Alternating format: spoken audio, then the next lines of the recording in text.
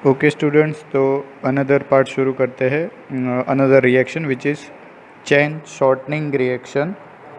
तो हमने आगे जो रिएक्शन देखा किलानी फिशर सिंथेसिस, तो उसमें हमने देखा था कि एक कार्बन को हम कैसे बढ़ा सकते हैं इस कार्बोहाइड्रेट में।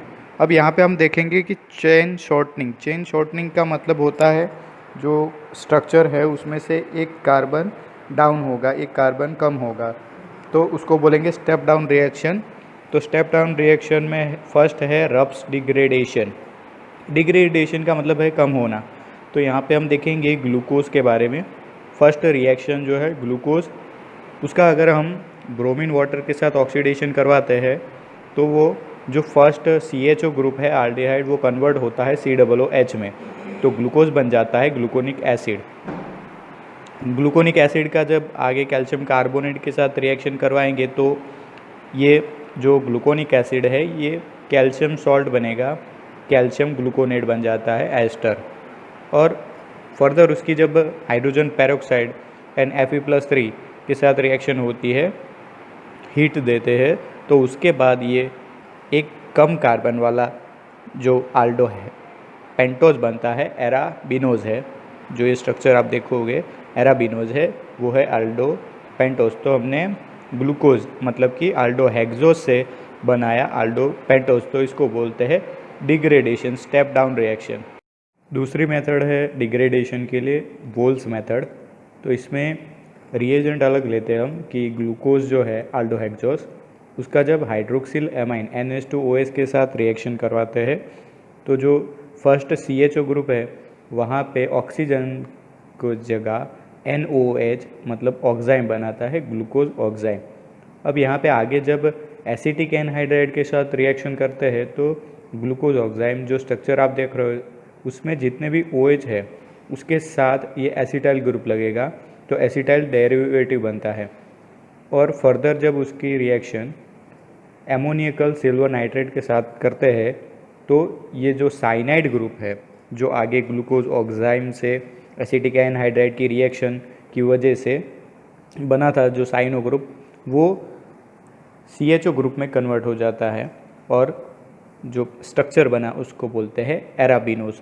तो दो मेथड है, एक है Ruff degradation and another method is Wohl's method.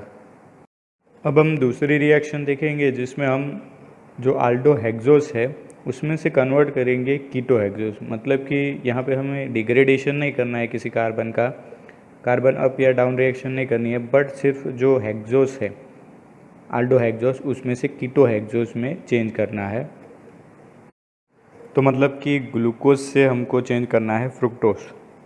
तो यहाँ पे चेंज करना है जो ऊपर का जो ग्रुप है आल्डिहाइड से कीटोन में कन्वर्ट करना है। तो पूरी जो रिएक्शन है उस तरह कि ग्लूकोज जो है फर्स्ट उसका फिनाइल हाइड्रोजन के साथ रिएक्शन अगर करवाएंगे तो आल्डिहाइड जो ऊपर CHO ग्रुप है उसमें ऑक्सीजन की जगह पे ये जो ग्रुप हाइड्राजोन लगेगा, तो बनता है ग्लूकोज फिनाइल हाइड्राजोन।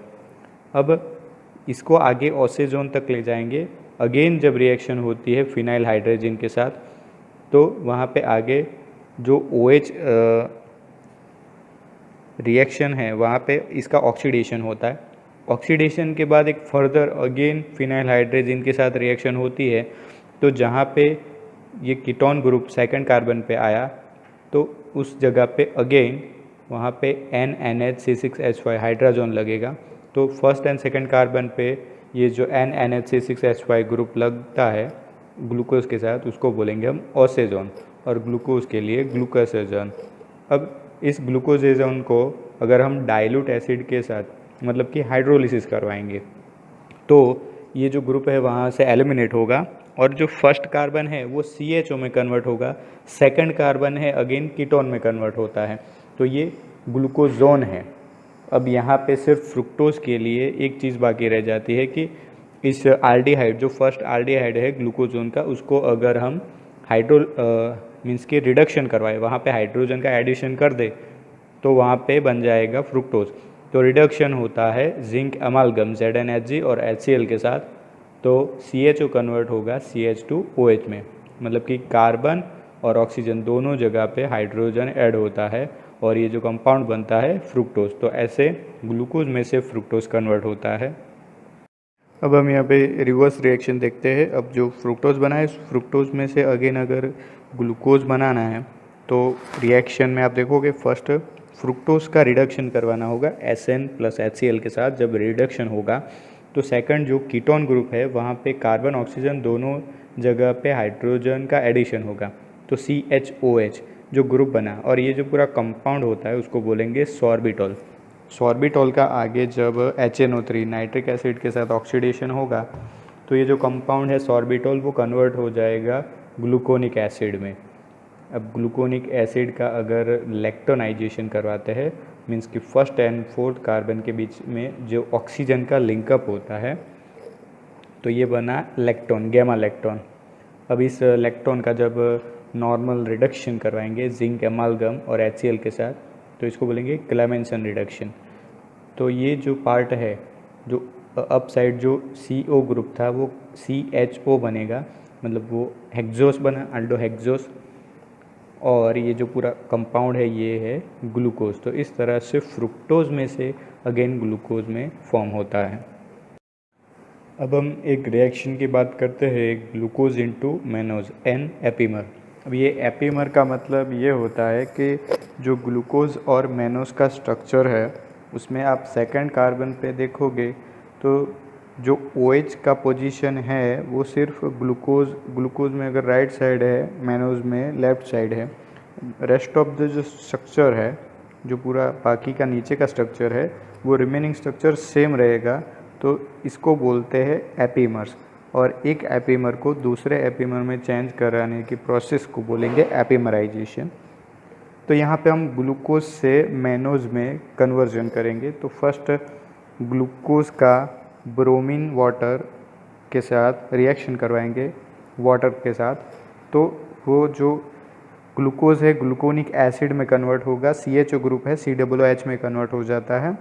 जब आगे उसकी pyridine जो बेस है उसके साथ अगर रिएक्शन करवाते हैं तो यहाँ पे एक जो हाइड्रोजन का रिमूवल होता है, हाइड्रोजन के रिमूवल के बाद यहाँ पे एनायन बनता है।